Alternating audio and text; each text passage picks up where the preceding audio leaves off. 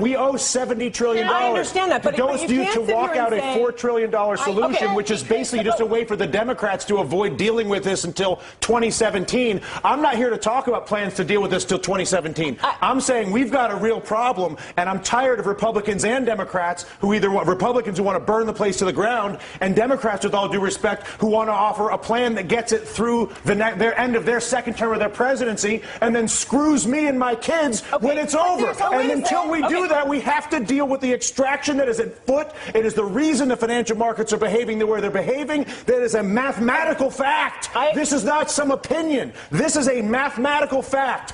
Tens of trillions of dollars are being extracted from the United States of America. Democrats aren't doing it. Republicans are not doing it. An entire integrated system, financial system, trading system, taxing system that was created by both parties over a period of 2 decades is at work on our entire country right now. And we're sitting here arguing about whether we should do the $4 trillion plan that kicks the can down the road for the president for 2017 or burn the place to the ground, both of which are reckless, irresponsible, and stupid.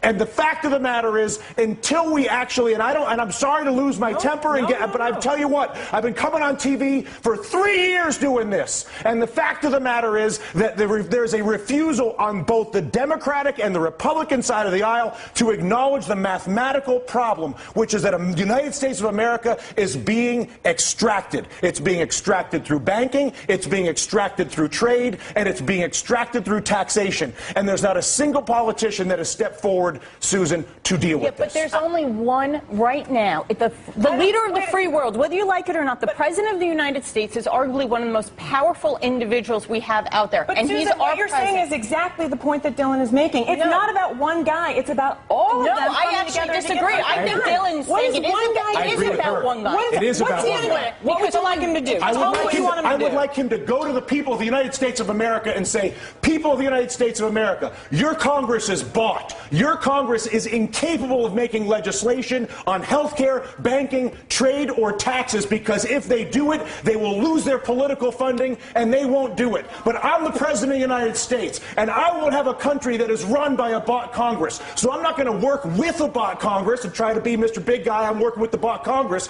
I'm going to abandon the bought Congress like Teddy Roosevelt did, and I'm going to go to the people of the United States, and I'm going to say, you've got a bought Congress. And until we get rid of the bought Congress, which is Jimmy Williams' constant point, which is get the money out of politics, and until a president says that's the problem and says he's going to fix it, there is no policy that I can possibly see, no matter how brilliant your idea may be, or your idea, or my idea, or her idea, or your idea at home, is that idea will not happen as long as there's the capacity to basically fire a politician who disagrees with me by taking funding away from him. Is that a fair assessment?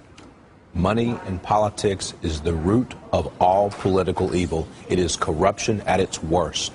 And until we step up and kick that out of the park, it's going to be the same system all and only the president could do that. We're going to No. Congress has to do it too. The Congress has to do it too. But I'll tell you what. How bad does it have to get? How much money has to be extracted? How many things have to be heard? Down to brass tacks. Okay, physically, what do? You go and give a speech right now. Right now. Right now. You say. And then what happens tomorrow? Tomorrow, what happens is you begin the process of actually investing in solving the problem. So I come out and I say, how? I create an infrastructure bank with 2% blending immediately.